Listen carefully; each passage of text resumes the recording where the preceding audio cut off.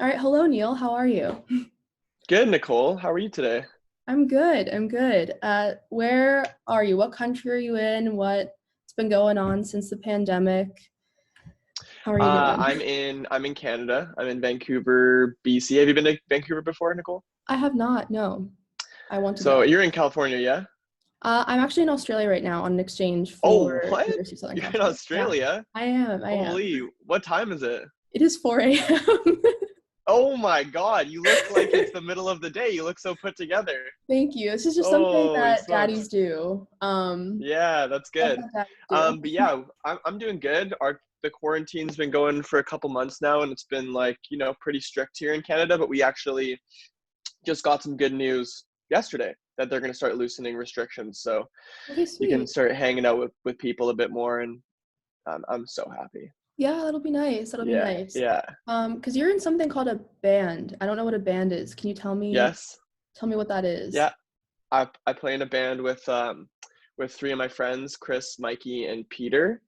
And we were supposed to be in on tour right now. We're supposed to be in the States somewhere playing a show. Yeah. And that tour got canceled. So instead we're just at home. And yeah, I haven't really seen those guys actually too much over the past couple months. So we're just going to start being able to like practice together again, which is nice. Oh, so you play music in this band? I had no Yeah, I idea. play music. Yeah, Crazy. yeah, yeah, Okay, yeah, yeah, crazy. yeah, That's yeah. wild. And you're called Peach Pit. Is that Yes. awesome? Amazing. Okay, so I thought I was on a call with an agricultural department this morning, but good to know we're talking about music. I'm glad. I'm glad. Okay, sweet. So what kind of music do you guys do? What would you describe your genre as in this it's Peach Pit band?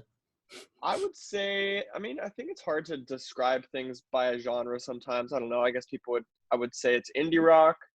Um, but yeah, it's like it's all over the place, right? So some of our songs are like rock songs, and some are pop songs, and some are like folkier songs. So it's basically just a guitar band, your classic electric guitar band. Definitely. Okay, sweet, Yeah. sweet. So, what does everyone else in the band do?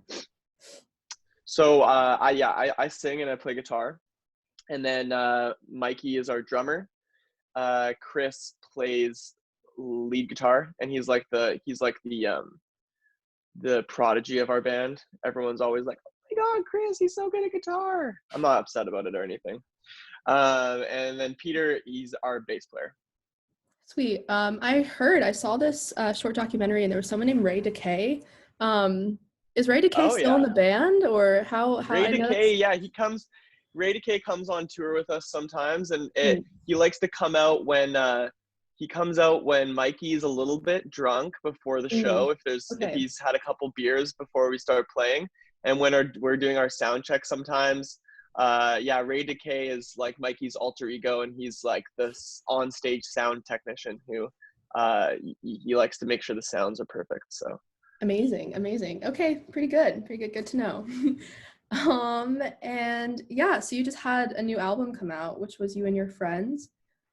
It's amazing, super, super exciting. My favorite song is Second Life with Emily on that album. Uh, nice.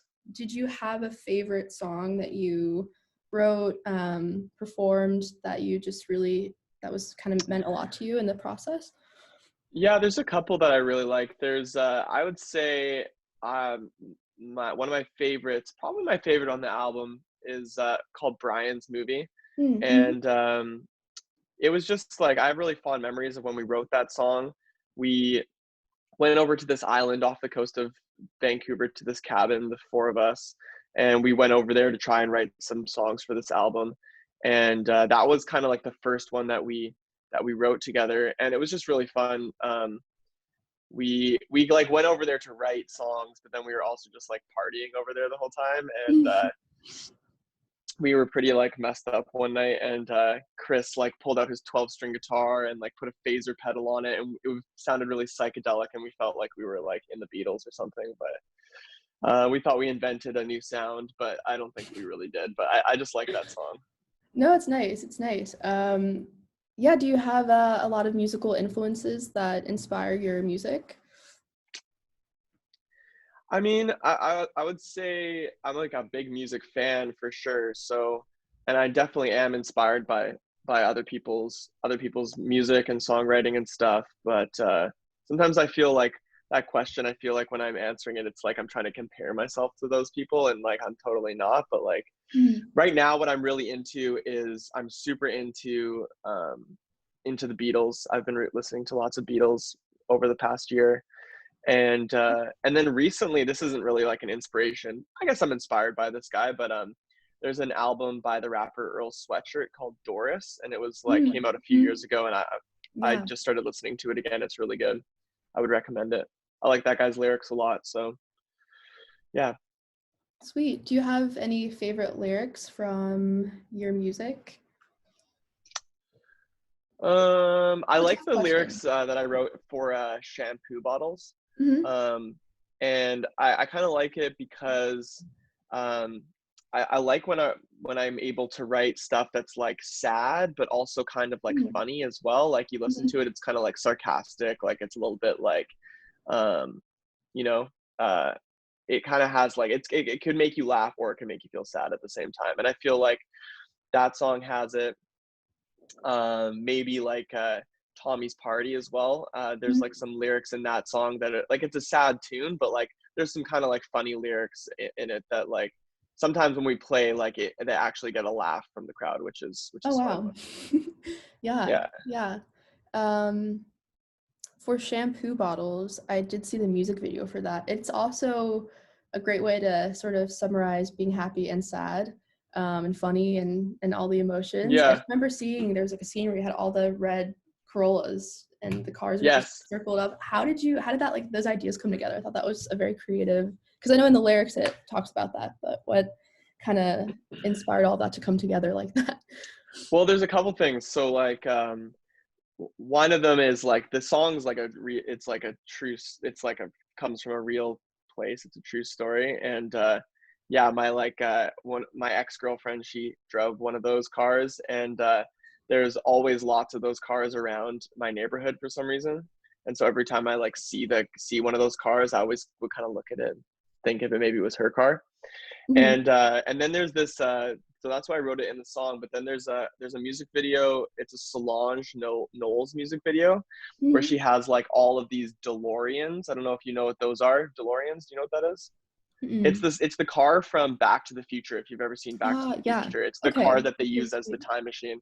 So there's Yeah. a music Yeah. video where there's all these DeLoreans in it, and so we kind of wanted to rip that off. But basically what we did was we first, to try and find enough Corollas like that, we went around and like put notes under people's windshield wipers, and it wasn't very fruitful. We only got a few. We kind of wanted to get like 10 or 15. So Mhm. instead what we did was we got like four, and we superimposed them all around the parking lot. So there's actually only four actual cars in that music video, Oh, but we made wow. it look like there's a bunch. Yeah. Okay, wow. Yeah, that's pretty wild, but that's really cool. Yeah.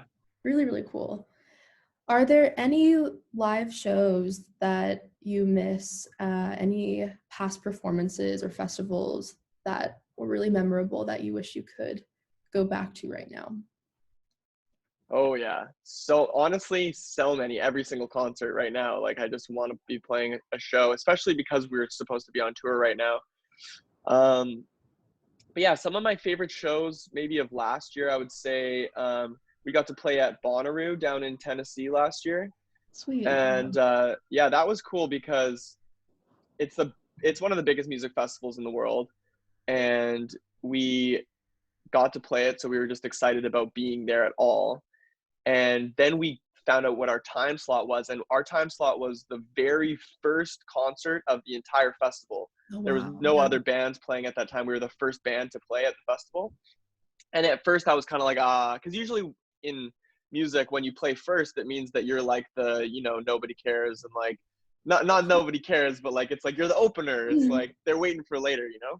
So I was Mhm. kind of like, oh, whatever. But then it turned out that there was nobody else playing at the same time as us, and we were the very first one. So there was like a crowd of like 10,000 people in front Oh, of us, wow. and it That's so was cool.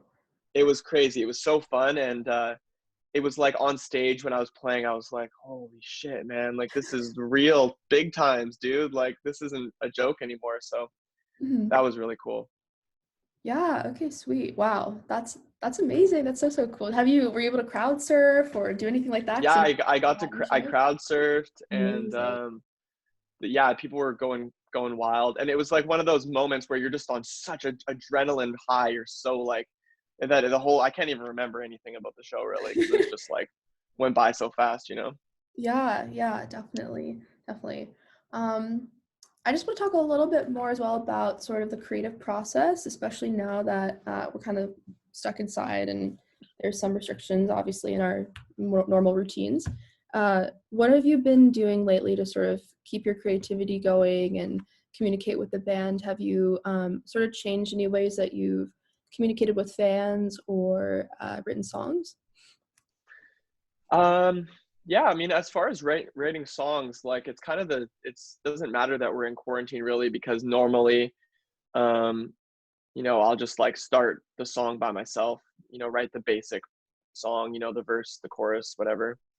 And then from there, once the song's kind of done-ish, then we start playing them as a band together. So it's given me an opportunity to just try to write a lot of songs. And now that our tour has been canceled, and there's probably not going to be any more shows happening this year. It's kind of given us like an opportunity to maybe write another album. So that's kind of what we're doing right now because if we're not going to be on tour for a long time, then we might as well write something new. So it's been an opportunity to kind of do that, which is cool. But yeah, I guess like just like keeping in touch over Zoom and stuff, and Mhm. it's kind of a weird time where it's like there's nothing going on. We just put out a record. Normally you would go and promote it by touring, but instead we kind of have to like come up with like funny Instagram videos to make and stuff. So we're like becoming YouTube influencers instead of a band. So Well, yeah, it's because been kind of weird. you have a history of some pretty cool things. You had a van, I think that you were. Was that? Did you actually give that Yeah. to someone? Yeah, we did Oh actually. It's wow. a funny Okay. story. So that van was our tour van for a while, and it was falling apart. It wasn't doing great, and so we thought it would be a good promotion to like give it to a band, and so we made this whole thing to give it away, and we got so many submissions, like so Oh many, wow. and Mhm. so we just spent like one day when we were on tour, like the whole entire day listening to songs from every single band that we got the submissions in, Oh and we cool. got lots of good ones. We also got you know not some not so good ones. But in the end, we gave it to this dude. We gave it to this dude in LA.